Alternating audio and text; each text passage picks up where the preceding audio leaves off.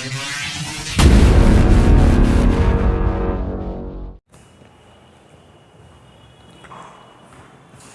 मेरे प्यारे बच्चों, कैसे हो बेटे आप सब।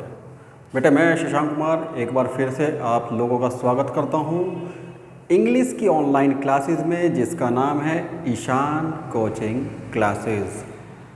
बच्चों लास्ट टाइम हमने जो ग्रामर की बेसिक वीडियो बनाई थी, काफ़ी अच्छे व्यूज़ मिले, काफ़ी अच्छा रेस्पॉन्स मिला और अभी भी वो लोग चल ही रहा है। मेरी आपसे रिक्वेस्ट है कि आप उस वीडियो को ज़्यादा से ज़्यादा देखिए, ज़्यादा से ज़्यादा शेयर कीजिए, क्योंकि आपको भी पता है कि एक वीडियो बनाने के लिए कितना टाइम लगता है, कितनी मेहनत लगती है। तो बच्चों आज मैं पढ़ाने जा रहा हूँ क्लास 11th का हॉर्नबिल से फर्स्ट चैप्टर, जिसका नाम है the portrait of A lady. Portrait of A lady means कि एक औरत की तस्वीर। पोर्ट्रेट बोलते हैं तस्वीर को, जिसे कि खुशवंत सिंह जी ने लिखा है। जो इसके ऑथर हैं उनका नाम है खुशवंत सिंह। तो बच्चों जैसे कि आप ये फ़ोटो में देख ही रहे होंगे, ये दादी माँ हैं, ये उनका पोता है। और हम सभी को पता है कि दादी और पोते का प्यार आपस में कैसा होता है, कैसा उनकी बॉन्डिंग होती है, कैसा उनका लगाव होता है। तो चलिए बच्चों ज़्यादा टाइम वेस्ट ना करते हुए शुरू करते हैं आज का चैप्टर। बच्चों ये जो चैप्टर सुना रहा है ये छोटा बच्चा सुना रहा है, बट ये छोटा बच्चा बड़ा हो चुका है। ये क्या बता रहा है कि बात उन दिनों की है जब वो बहुत छोटा हुआ करता था, बचपन की बात बता रहा है। तो इसकी जो दादी माँ है, इसकी दादी माँ की एक तस्वीर लगी हुई थी और इसकी दादी माँ बहुत बूढ़ी थी, चेहरे पे बहुत झुर्रियाँ पड़ी हुई थी, बल्कि उन्हें देख के कोई ये कह भी नहीं सकता था कि ये अपने समय में बहुत सुंदर होंगी, बहुत खूबसूरत होंगी, क्योंकि इस अवस्था से, इस बुढ़ापे की अवस्था से ये अंदाज़ा लगा पाना नामुमकिन था। एक उसके दादाजी की भी तस्वीर लगी हुई थी। दादाजी भी बहुत ओल्ड थे, बहुत ज़्यादा बूढ़े थे, बड़ी बड़ी मूँछें और दाढ़ी रखते थे। लेकिन थोड़ा इस बात का आइडिया लगा पाना मुश्किल था कि हाँ कभी सच में ऐसा हुआ होगा कि ये बहुत सुंदर होंगे। तो ये कहानी स्टार्ट होती है गांव से बच्चे के, जिसमें कि ये अपनी दादी के साथ रहता है, अपने माता पिता के साथ नहीं रहता। तो ये बच्चा अपनी दादी के पास रहता है। इसकी दादी इसका पालन पोषण करती है बहुत प्यार से, क्योंकि माँ बाप से ज़्यादा जो देखभाल कर सकते हैं वो ग्रैंडपा ग्रैंड मॉम कर सकते हैं, क्योंकि दादा और दादी का लगाव अनकंडीशनल होता है, बहुत प्यारा बॉन्ड होता है। तो दादी उसकी देखभाल करती हैं। दादी का ये बहुत प्यारा है, इसे डेली नहलाती हैं, इसे तैयार करती हैं स्कूल के लिए। और जब भी वो स्कूल के लिए उसे तैयार करती थी तो मन में भजन गुनगुनाती रहती थी, छोटे छोटे भजन गुनगुनाती रहती थी, इस उम्मीद के साथ कि हो सकता है मेरा पोता भी इस चीज़ को सीख जाए, वो भी भजन में इंटरेस्ट लेने लगे, वो भी भजन गाने लगे। लेकिन ऐसा हो नहीं पाया, क्योंकि आजकल के बच्चे हैं, कौन भजन सीख रहा है। आजकल के बच्चे भजन नहीं सीखते हैं, ये एक बहुत बड़ी समस्या का कारण है, क्योंकि वो ना तो हमारी कल्चर को जानते हैं, ना हमारे धर्म को जानते हैं। चलिए टॉपिक पर रहते हैं, टॉपिक से हमें फोकस अलग नहीं करना है। तो बच्चा धीरे धीरे बड़ा होता है। वो कहानी बता रहा है कि सुबह के टाइम मुझे बासी रोटियां मिलती थी, उसके साथ मक्खन मिलता था, जिससे मैं स्कूल में लेकर जाता था लंच में। और मेरी दादी क्या करती थी, जब स्कूल के लिए मुझे छोड़ने जाती थी तो रास्ते में जो जानवर होते थे, कुत्ते होते थे, उनके लिए रोटियां लेकर जाती थी, उन्हें रोटियां डालती थी। और उस स्कूल से सटा हुआ एक मंदिर था बच्चों। मंदिर में दादी माँ बैठती थी, भजन कीर्तन करती रहती थी, भजन गुनगुनाती रहती थी। और जब उसके स्कूल का टाइम ओवर हो जाता था, समाप्त हो जाता था, तो फिर दादी माँ उसे बैक टू होम लेकर आती थी, घर पर लेकर आती थी। अब समय बदलता गया, टाइम चेंज होता रहा। धीरे धीरे फिर क्या हुआ, बच्चा बड़ा हो गया, उसे पढ़ने के लिए बाहर जाना पड़ा। वो अपने माता पिता के पास चला गया और दादी वहाँ पर अकेली रह गई। अब बच्चा वहाँ पर पढ़ता है, अलग अलग उसे सब्जेक्ट पढ़ने के लिए मिलते हैं, लेकिन जो हमारे धार्मिक लोग हैं, जो पुराने लोग हैं, वो नए सब्जेक्ट को इतना वैल्यू नहीं देते थे। उन्हें अच्छा नहीं लगता था कि वो ऐसे ऐसे सब्जेक्ट पढ़े, अरे इंग्लिश भी कोई सब्जेक्ट है, ऐसा उनकी सोच थी।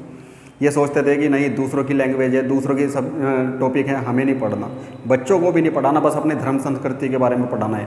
हालांकि वो बहुत हद तक ठीक थे, मैं ये नहीं कहता कि वो गलत थे, बट चीज़ों की जानकारी होनी भी बहुत आवश्यक है।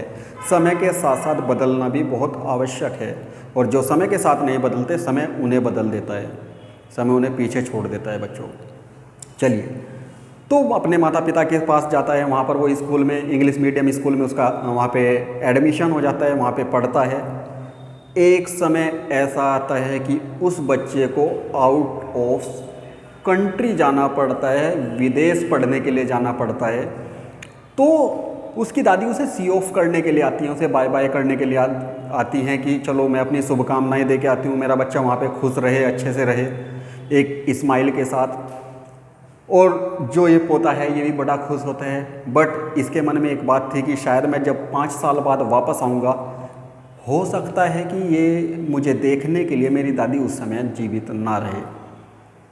और 5 साल के बाद जब वो पढ़ के वापस आता है तो क्या होता है, अरे उसकी दादी तो ऐसे ही खड़ी है, वही स्माइली फेस के साथ, वही खुश होते हुए। उसे इस बात से बड़ी खुशी होती है जब उसकी दादी माँ उसे रिसीव करने जाती हैं और एक फंक्शन रखती हैं, महिलाओं को बुलाती हैं, संगीत करती हैं, गाना गाती हैं, खूब नाच गाना होता है।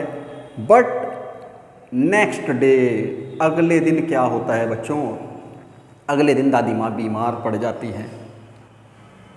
डॉक्टर्स को बुलाया जाता है, वैद्य को बुलाया जाता है, बट ये दादी को भी पता था कि शायद अब उनका अंतिम समय नज़दीक आ गया है।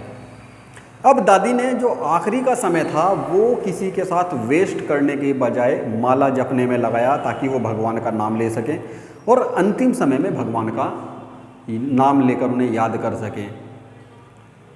डॉक्टर आते हैं, चले जाते हैं, बट उनकी हालत में कोई भी फ़र्क नहीं पड़ता और ज़्यादा ख़राब हो जाती है। माला जपते जपते नेक्स्ट डे दादी के हाथ से माला छूट जाती है। और इसका मतलब ये था बच्चों की दादी अब नहीं रही। दादी ने अपनी दोस्त बना ली थी। दादी की बहुत सारी दोस्त थी। अब दोस्त कौन कौन थी? चिड़ियाएँ थी।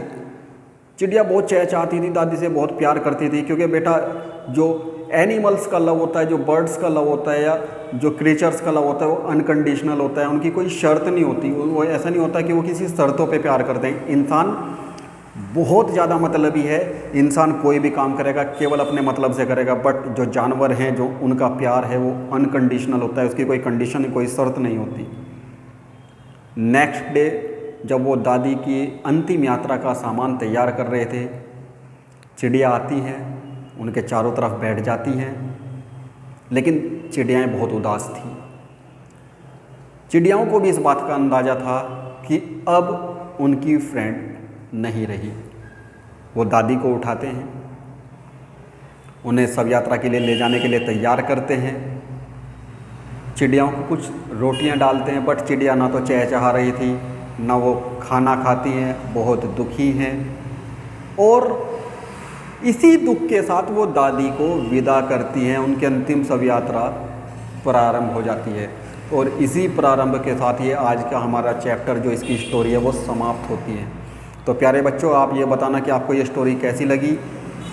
हमारे चैनल को लाइक, सब्सक्राइब और शेयर करना बिल्कुल ना भूलिए। बच्चों, वीडियो बनाने में बहुत मेहनत लगती है, ज़्यादा से ज़्यादा इसे शेयर कीजिए। आपको ये वीडियो कैसी लगी प्लीज़ आप इसे मुझे कमेंट बॉक्स में ज़रूर बताइए। और बच्चों, नेक्स्ट चैप्टर के साथ, नेक्स्ट स्टोरी के साथ और किसी नए टाइटल के साथ हम नेक्स्ट क्लास में फिर मिलेंगे ईशान कोचिंग क्लासेस में। तब तक के लिए take care, bye bye, see you.